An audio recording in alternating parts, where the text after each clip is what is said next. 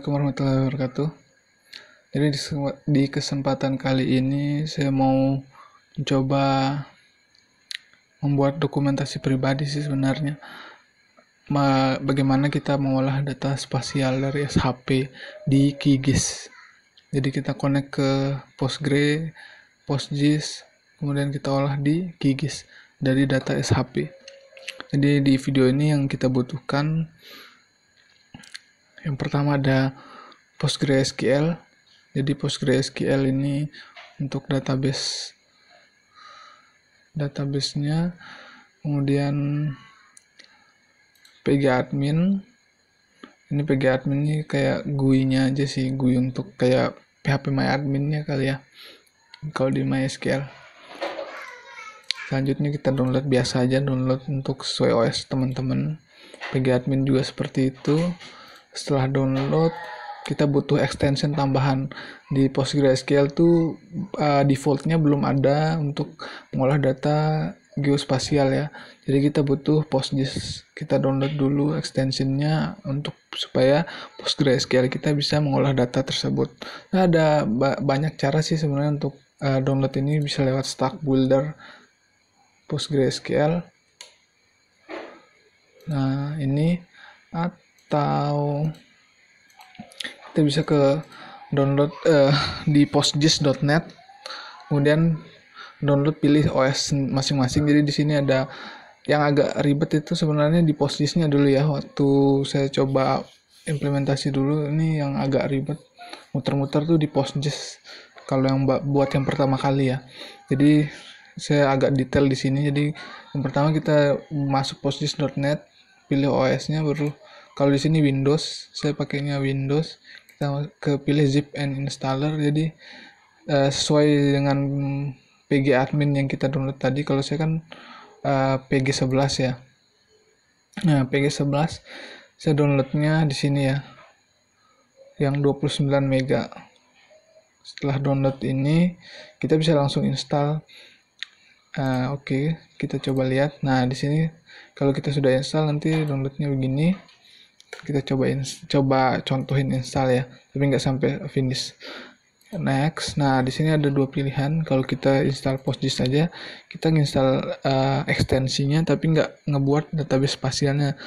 Saran saya mending di create juga database spasialnya. Jadi kalau kita next terus, di pgadmin kita, di database kita, di Postgre-nya udah otomatis ke create salah satu database spasial gitu.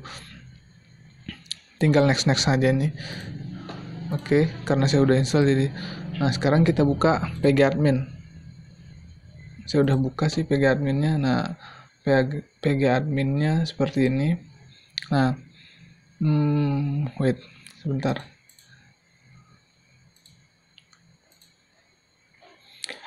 Jadi kalau kita create tadi di PostGIS itu, kita coba create database spasialnya, dia otomatis kebuat di sini. Misalnya di sini PostGIS MIB nih.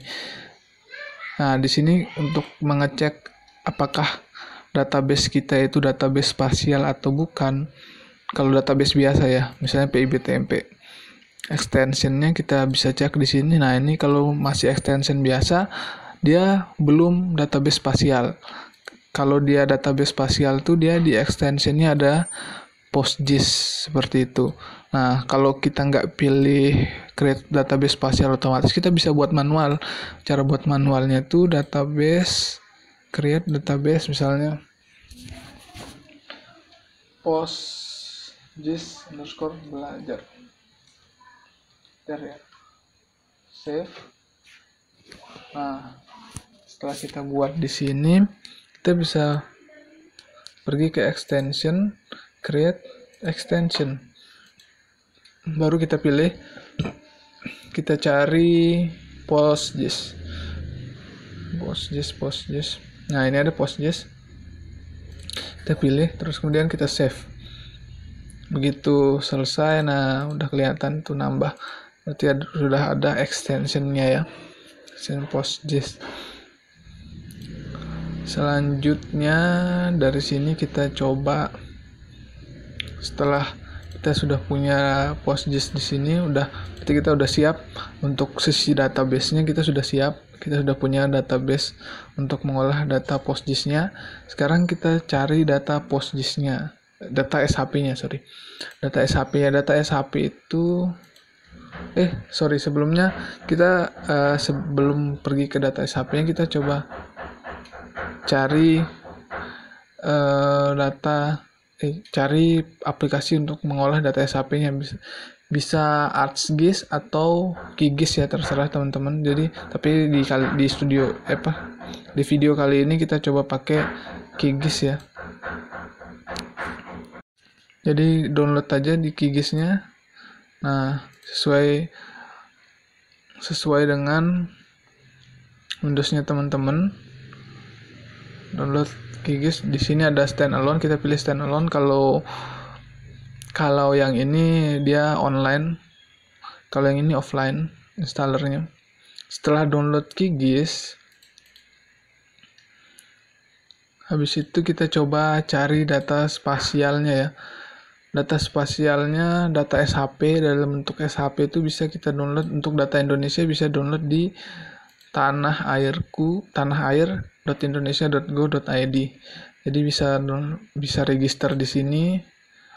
Habis itu setelah register, teman-teman bisa download, pilih di sini, download, kemudian peta per wilayah. Kita coba ya. Nah, download peta per wilayah. Dan bisa dipilih, terserah teman-teman ini yang mana teman-teman mau, preferensi masing-masing aja. Jadi saya di sini coba Kabupaten Musi Banyuasin. Tinggal klik kanan, kemudian 50K, and then pilih di sini. Nah, kebetulan saya udah download, misalnya ini. Oke, cancel aja. Sorry. Jadi kalau sudah selesai kita download, kita bisa pergi ke datanya, di kompres. Oke, Kabupaten Musi Banyuasin. Nah, ini bisa dilihatin data SHP-nya lengkap banget di sana. Tergantung sih, ada data yang lengkap, ada data yang enggak. Jadi kita coba ekstrak aja.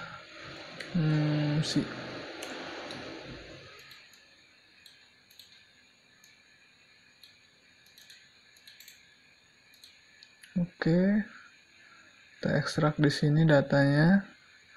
Nah, kita udah dapet nih data Kabupaten Musi Banyuasin, administrasi kabupaten, sawahnya, ladangnya, arena olahraga, bangunan, cagar budaya, danau, jalan, dan lain-lainnya ya.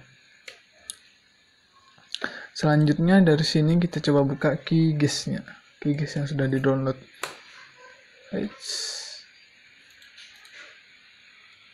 QGIS.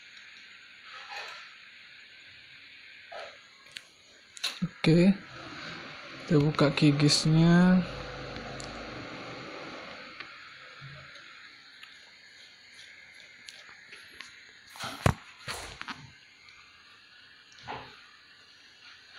Nah, udah terbuka. Jadi kita bisa kita coba buka ya yang tadi. Project. Dan dari sini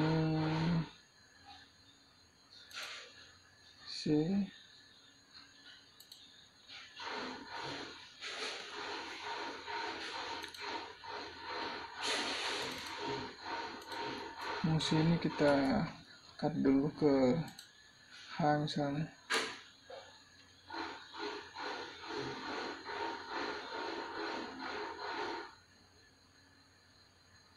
Besar juga ya. Nah, kalau sudah ini kita coba buka di H Musi. Nah nih.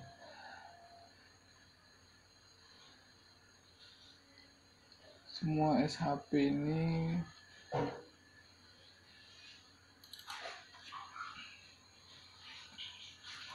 kita masukin di sini.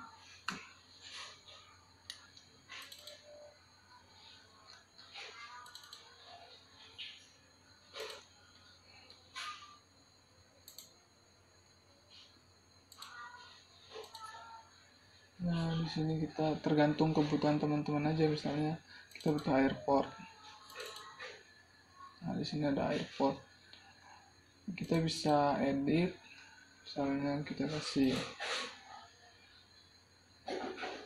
simbol, kemudian categorize,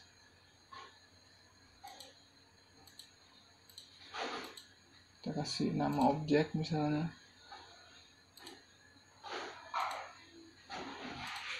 classify, oke.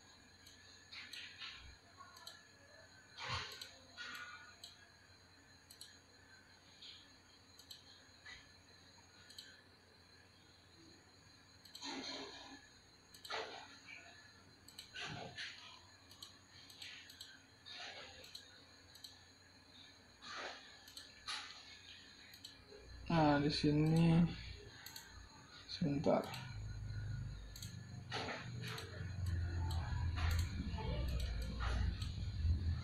Biar memudahkan, oke. Apply. Nah,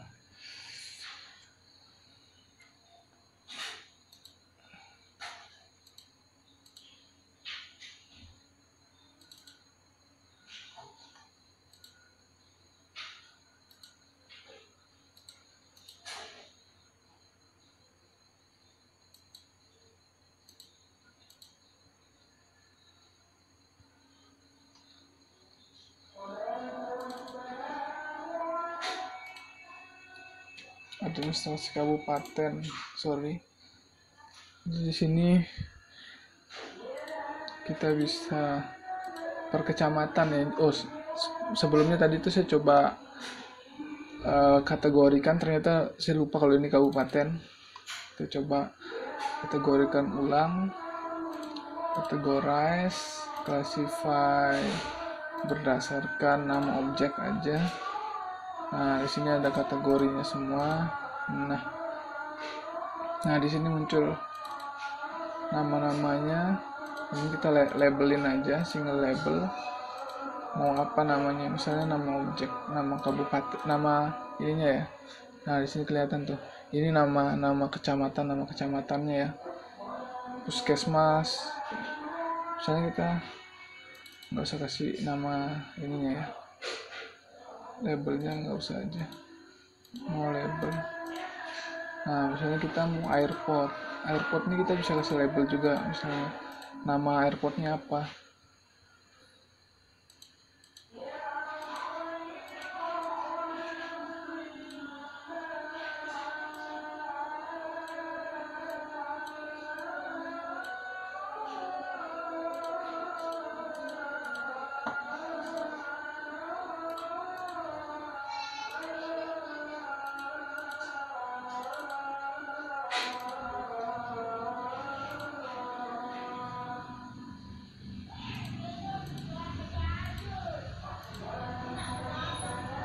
Nama mana?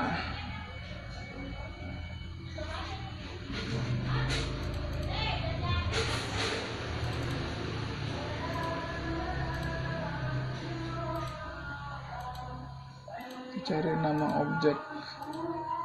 Nah, Bandara Perintis Musi Banyuasin. Nah, sekarang kita sudah berhasil import SHP-nya. Selanjutnya kita coba koneksikan ke database kita ya. Data-data ini kita coba koneksikan ke database kita. Sebelumnya kita sudah buat ini PostGIS belajar. Jadi PostGIS belajar ini database GIS kita ya. Database PostGIS kita udah ada extensionnya juga. Kita coba SHP itu kita konekkan ke sini, kita masukkan datanya ke sini, kemudian dari sini kita tampilkan ke GIS-nya. Yang pertama kita lakukan adalah kita pergi ke data C, program files, PostgreSQL 11 bin PostGIS GUI, dan ada SHP to PGSQL GUI. Nah, di sini kita edit dulu koneksinya itu Postgres, passwordnya sesuai password di laptop teman-teman. Kemudian ada database-nya tadi postgis_belajar. Oke. Nah, udah berhasil. Dan kita add file aja. Kalau di musi. Nah, di musi ini kita masukin itu administrasi kecamatan ya. Administrasi kecamatan, kemudian kita masukin layanan kesehatan, dan terakhir sungai AR ya. Nah, ini yang lumayan nggak terlalu besar-besar semua. Semua layanan kesehatan. Nah, open aja. Nah, udah ada 3. Kemudian kita edit aja nama tabelnya. Ini taruh aja ADM aja ya. Administrasi. Kemudian di sini kita anggap landmark aja.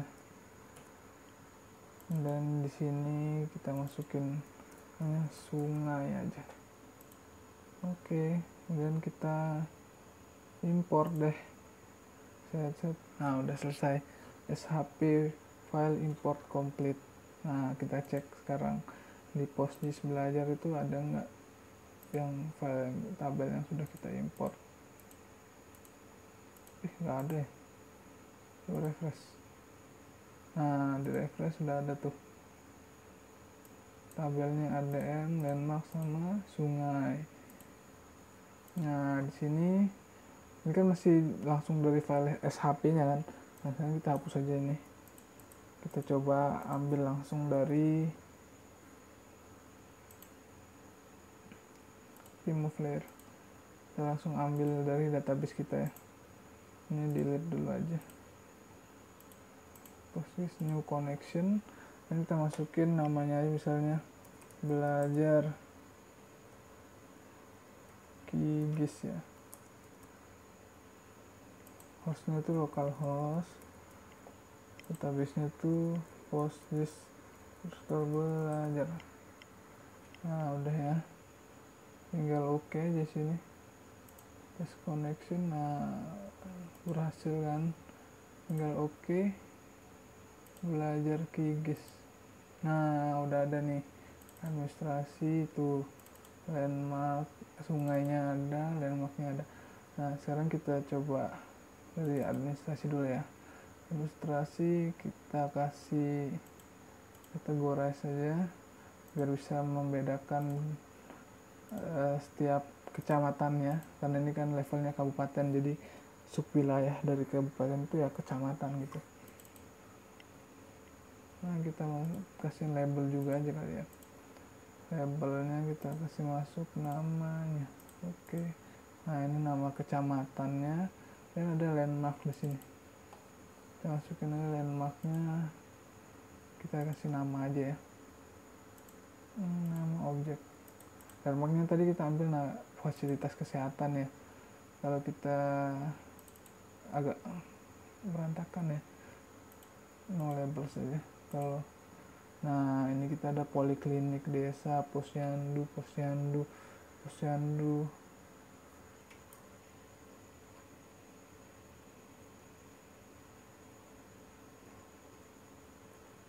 Nah, ini ada posyandu flamboyan, sungai. Kalau sungai kita ambil sinyal label juga aja. Nama objek biar tahu sungainya namanya apa aja. Oh, ada Seirawa, Seimeranti, Seikapas ya. Nah, sampai sini kita sudah berhasil import, membuka di QGIS berdasar dari database kita ya. Kemudian kita simpan dulu aja di dokumen aja, namanya belajar QGIS. Oke. Selesai. Nah, sampai sini teman-teman sudah bisa melakukan query ya. Sebenarnya teman-teman bisa buka dokumentasinya sih, dokumentasi dari query-query yang ada di QGIS, di postgis dilewat di notepad ini, karena nggak ada koneksi internet. Di postgis.net. Nah, nanti teman-teman akses sini aja. Di sini untuk fungsi-fungsinya, fungsi-fungsi PostGIS seperti starea, intersect, contains, difference, boundary, dan lain-lain itu ada semua. Jadi fungsinya ada sama penjelasan setelah contoh-contohnya ya. Jadi teman-teman bisa akses di sana, itu ada dokumentasinya semua untuk ini. Nah, setelah belajar di website itu fungsi-fungsinya, dan kita coba implementasi fungsi-fungsi tadi. Jadi saya udah buat 4 challenge, 4 masalah lah, 4 query yang mau kita coba terapkan di data spasial kita. Yang pertama ada temukan subwilayah terluas, which means itu kecamatan ya, subwilayah kecamatan, dan subwilayah landmark terbanyak. Jadi landmark kita ini ada posyandu ini, yang mana sih wilayah yang punya paling banyak posyandunya gitu. Kemudian selanjutnya ada temukan pasangan subwilayah yang saling berbatasan. Nah, di sini kita coba cari batasan-batasan setiap wilayah itu apa aja sih. Paling ini nanti kita lihat sendiri deh. Dan selanjutnya yang terakhir ada temukan landmark mana saja yang berada di daerah aliran sungai. Nah, di sini Sungai Sebalik. Kalau kita lihat Sungai Sebalik ini mana ya? Nah,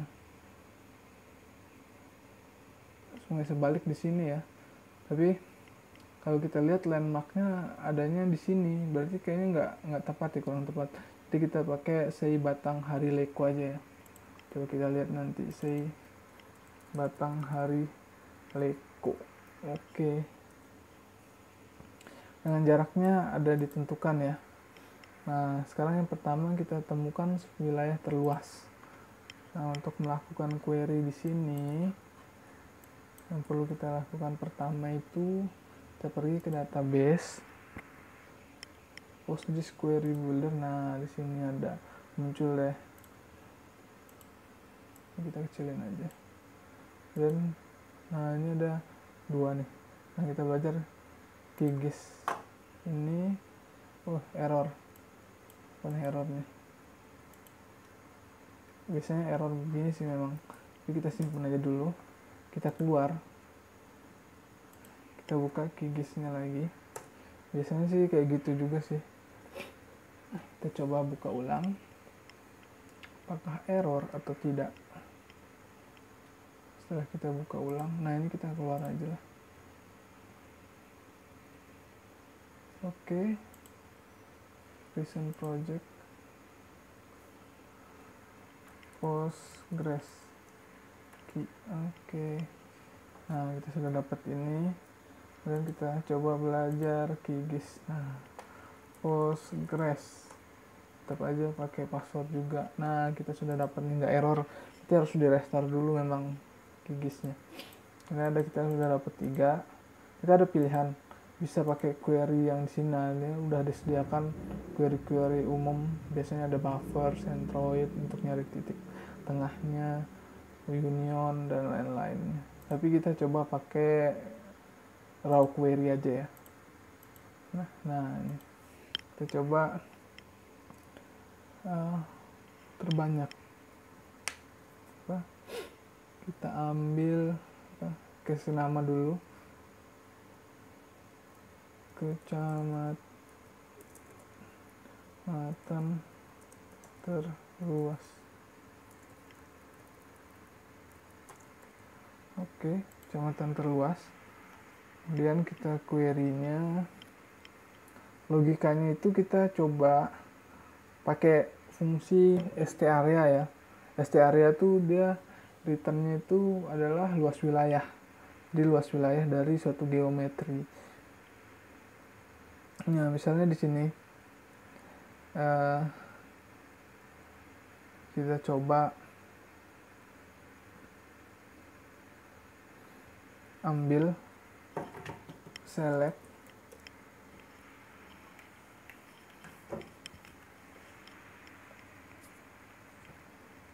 select apa tadi nama filenya, adm ya, adm.gid. Nah teman-teman kalau lihat atribut dari datanya, kita bisa pergi ke adm, terus kita lihat di sini open attribute table. Hasilnya Google GID ini primary Google, primary ID, primary dari tabelnya.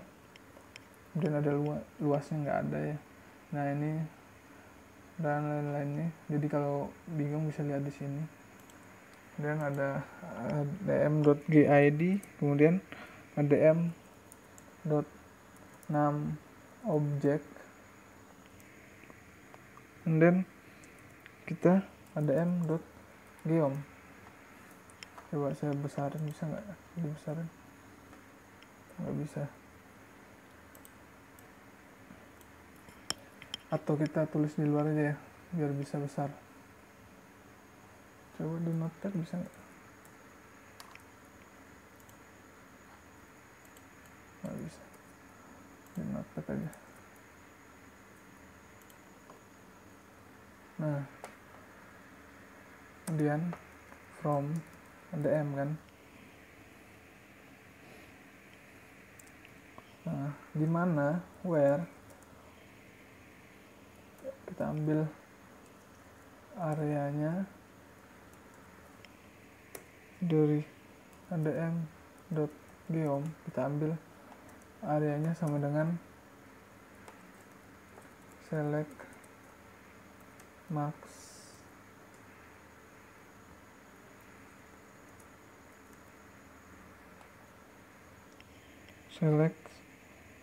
max dari area from area adm.geom from adm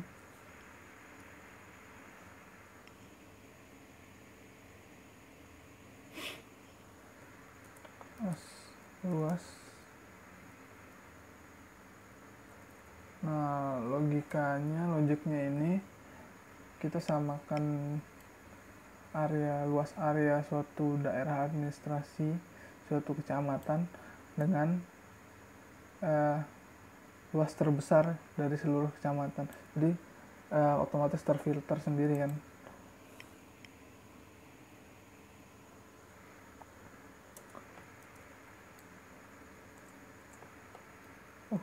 From adm.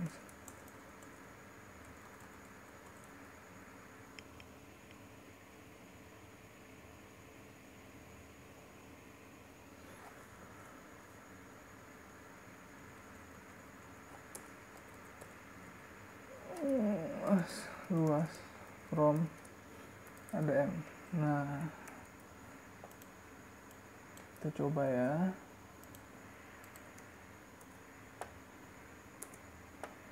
Run query. Terus kadang-kadang suka minta gitu ya. Nah ini kecamatan terluas, coba kita lihat, kita keluarin administrasi. Nah ini kita dapat kecamatan terluasnya itu ini, kita kasih nama aja ya, kita kasih colornya itu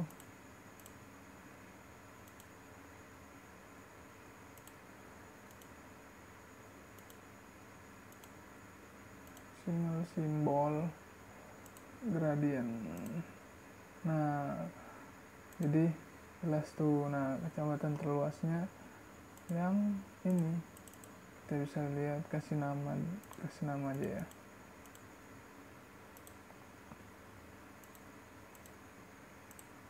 Oke. Nah ini Bayung Lencir, ini kecamatan terluasnya tuh Bayung Lencir ya.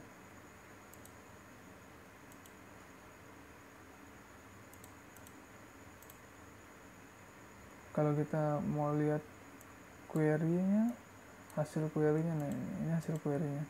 Jadi kecamatan terluasnya memang Bayung Lencir. Kemudian salah kedua itu ada temukan subwilayah dengan landmark terbanyak. Oke, ini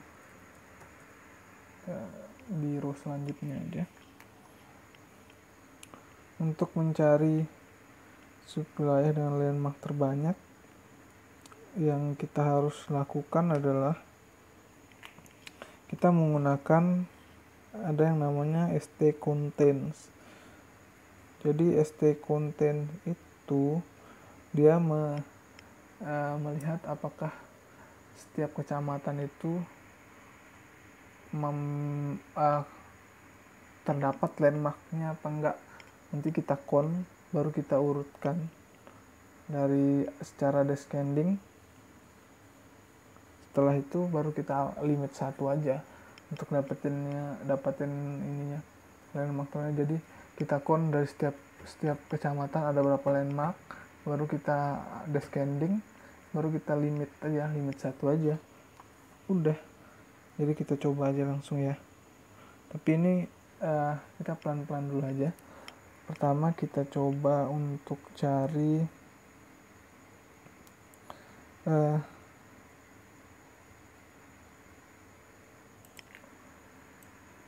select bintang from landmark, tapi nggak usah di add to map aja ya. Nah, kita punya ini kan. Nah, kemudian kita pergi ke query, select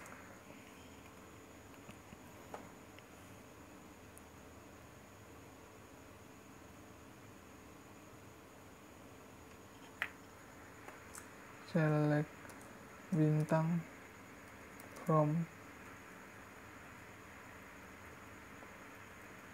select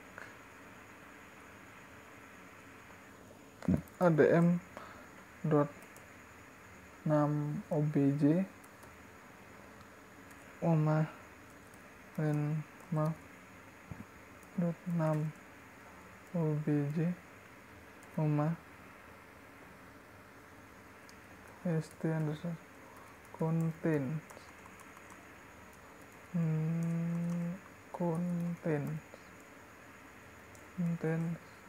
adm dot geom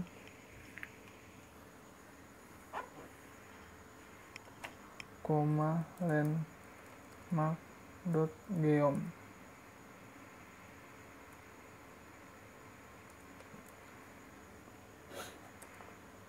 From dm, landmark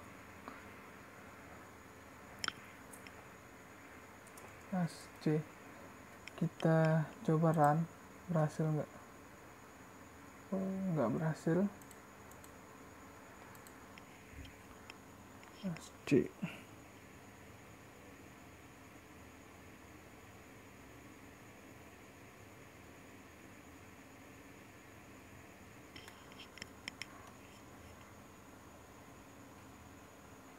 Ini kenapa nggak berhasil? Penutupnya kurang sedih. Ini kan stcontain.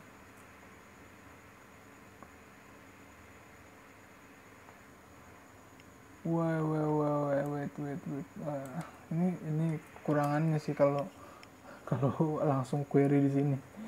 stcontain from as the geom from landmark asli aja. Oke, kita coba query. Nah, kita sudah dapat nih. Ini banyak banget ya. False.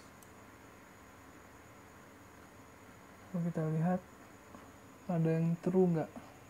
Nah, ini true. Oke, yang ke-75 Sekayu, Posyandu, Muara Teladan. Kita lihat Posyandu Muara Teladan di mana nih? Posyandu Muara Teladan di sini. Masih? Kita ini aja ya. Kita kasih label aja biar mudah melihatnya. Nah ini kita bisa lihat Sekayu ini adanya. Nah ini Sekayu Posyandu Muara Teladan, dia bernilai true. Artinya kita bisa filter lagi kan. Kita filter di SQL nya asd. Kita lihat wait the geom kan, which mean tinggal kita tulis where d.the underscore geom sama dengan true.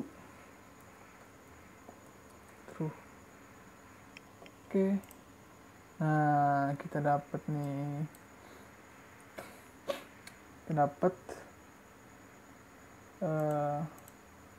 ini yang true semua. Jadi kita dapatnya ini sudah nama objek ininya apa, landmarknya, dan beserta tempat dia di sini, tempat dia apa, kecamatannya di mana. Misalnya Posyandu Pandansari, mana nih? Ini Posyandu Flamboyan Bukit Jaya di mana? Sungai Ililin. Nah bener kan, ini sama ini itu sudah tepat. Nah, sekarang ini kita clone aja, kita group by clone aja. Oke, kita coba ya, kita ke SQL lagi.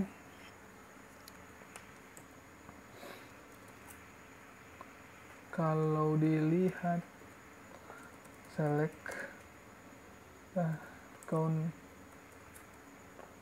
bintang asj from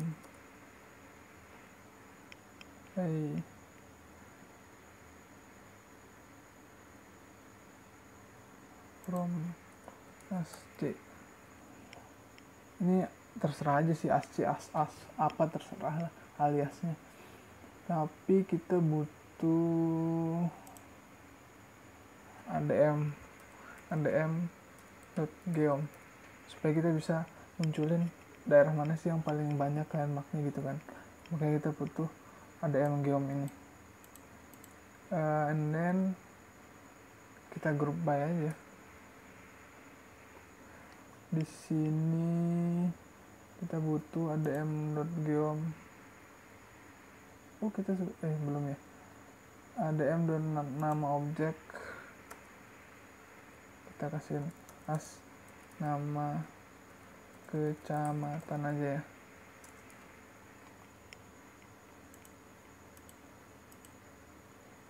Oke. Kemudian as jumlah koma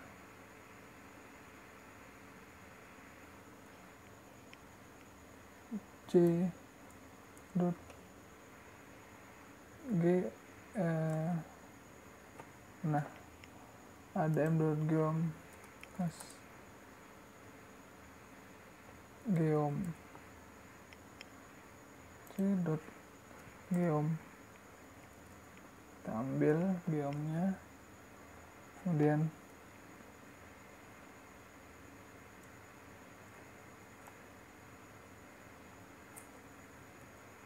kita group by. Jangan kayak gini, ini nggak efisien ya. Biarin aja dulu as jumlah group by apa tuh, group by nama underscore kecamatan.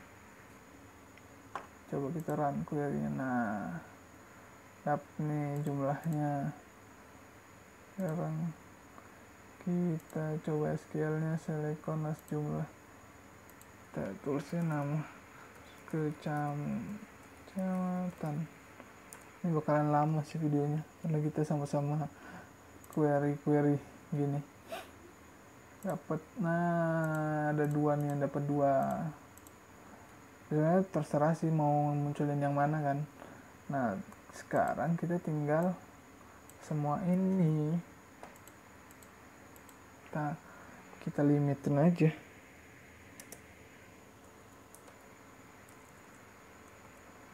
Group by kecamatan, order by jumlah, limit 1. Coba, nah kita dapat kayu.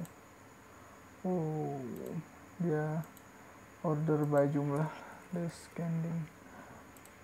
Nah kita dapat bayu melencir nih, bayu melencir terus ya, nggak apa-apa lah. Oke, kemudian dari sini karena kita sudah dapat bayu melencir, kita tinggal select bintang. Nah ini yang tadi kenapa saya hapus, nggak usah ambil geomnya, kita buat subquery aja, select bintang from adm where adm.gid adm.namobj sama dengan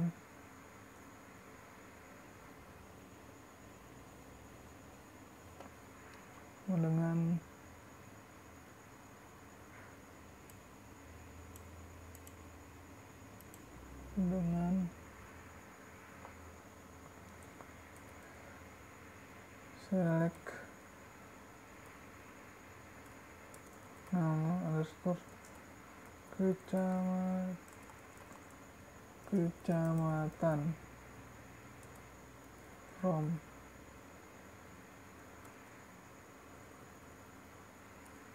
asc.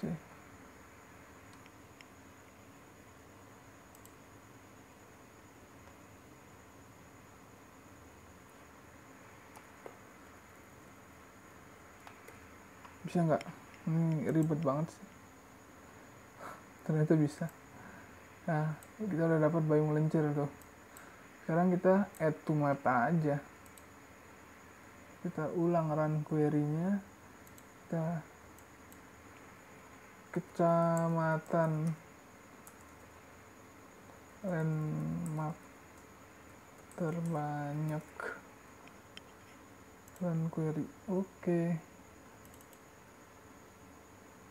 No labels, kita hilangin yang ini. Nah kita ganti lagi ya, cobain aja, kita pakai ini aja. Oke, nah kita dapat kecamatan landmark terbanyak, bayu melencir juga ternyata ya. Kurang lebih jadinya kita udah tahu ya. Jadi kita st contents dulu untuk ambil di daerah administrasi kecamatan ini landmarknya apa aja sih. Setelah kita dapat semua, kita ambil semuanya, kemudian kita count setiap daerah kecamatan berapa landmarknya, kemudian kita urutin aja, kemudian kita limit 1, udah dapat. Selanjutnya kita punya apa ini, temukan pasangan subwilayah yang berbatasan.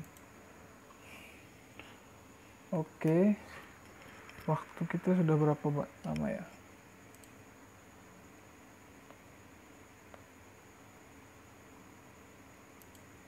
(30 menit). Sepertinya